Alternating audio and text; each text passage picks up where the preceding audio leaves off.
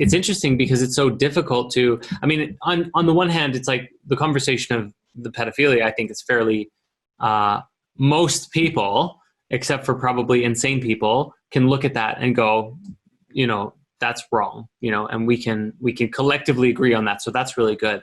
But on the other side, like the conversation of feminism, of equality of the sexes, you know, like that one gets shut down, you know, and so it's like, where are we on the spectrum of human consciousness? Like, why can we not see that equality of the sexes, or just like harmony, like being able to listen to each other? Why can we not see that that's a good idea, you know? Yeah, I don't know. Yeah, there's just like, I'm just seeing this battle of all these different perspectives and like the clashing of all of them. And it's scary, you know, they're trying to make pedophilia an actual sexual orientation now, and basically destigmatize it. It's scary for sure. But the interesting thing is, I think that it's actually really related. I feel like the suppression and the distortion of that divine feminine sacred energy, which is inherently also sexual energy, creative energy, that innocence has been so distorted that, you know, naturally it's going to come out in weird and distorted ways, you know, through traumatizing one another, through violation and whatnot. So yeah, I do think it's connected. And in regards to that conversation, you know, one thing I've been, you know, I'm still learning about all this myself, and I'm pondering it every day, you know, and I have a unique perspective because, you know, I'm holding women's wombs and yonis on a daily basis and releasing these things that have been held there throughout thousands of years. And, you know, I'm seeing things that were not recorded in history. And how prevalent it is, for example, to have women's fathers, you know, violate them sexually, and how many times the priestess temples were burned down, and all the, you know, divine sexual priestesses were raped, or, you know, they were turned into brothels. And, you know, so I'm holding this, you know, collective history and seeing the absolute power of the feminine. You know, we used to create earthquakes with the amount of Shakti that our bodies would be conduits for. We are divine conduits for that energy. And that is threatening.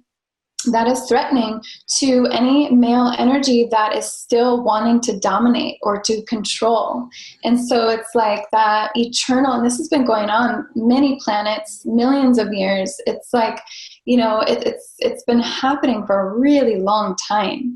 And so I think what my point is here, I think it's easy to ignore if you're really focusing on the surface level of things, and you're going, oh, okay, maybe women aren't paid as much, or, you know, women are objectified in society. Like, okay, anyone can kind of like see that.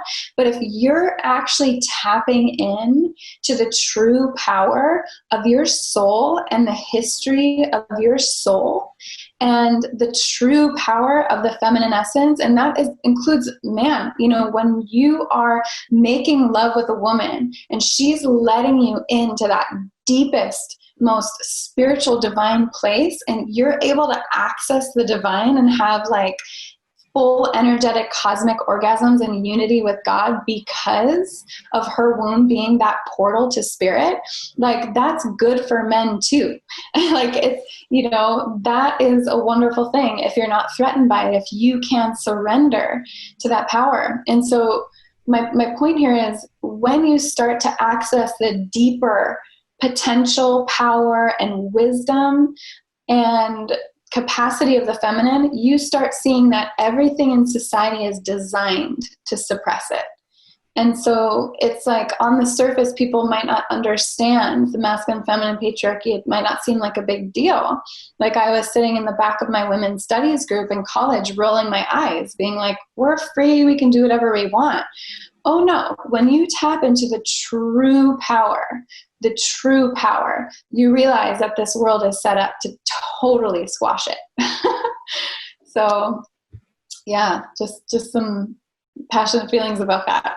No, that was beautiful. That was so intense that like sent me into a trance of just like feeling the intensity of your words and the emotion and the meaning there especially. And I think that's very interesting, even on like people often compare, as you described, just the physical thing and looking at things physically, like men generally have, stronger bodies, not dissing, female bodybuilders or anything like that.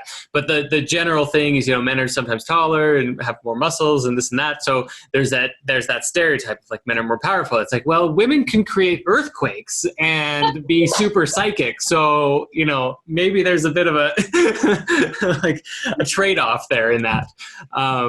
But that, I mean, wow, that was really very moving. All I could say is just like, thank you. For bringing that energy to the table here in this conversation. I mean, what do you say to people who don't get that? People who maybe even don't even have the capacity to hear or feel what you are describing?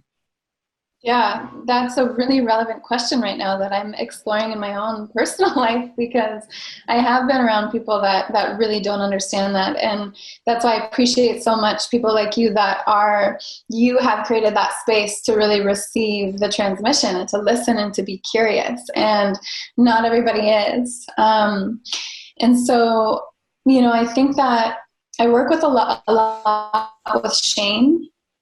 And shame is like the sneaky energy that, is hard to identify because it'll come out in different ways. But basically both men and women have suppressed shame, but they're typically for different things. And I do feel that we can have suppressed shame for the ways that we have actually suppressed ourselves or other people, again, past life, it could be ancestral, that can prevent us from seeing truly.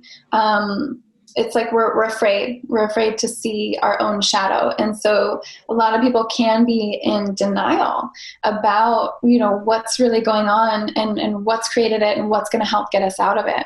So I don't have that answer, but I do feel like something that feels really important to me is to create space for the pain of the oppressed, and that also includes, Black people and other people, to be heard so that we can create deeper understanding. And that's why I'm ordering books such as, White Fragility and things like that, because if you're in a place of privilege, it's hard to know, it can be hard to face too.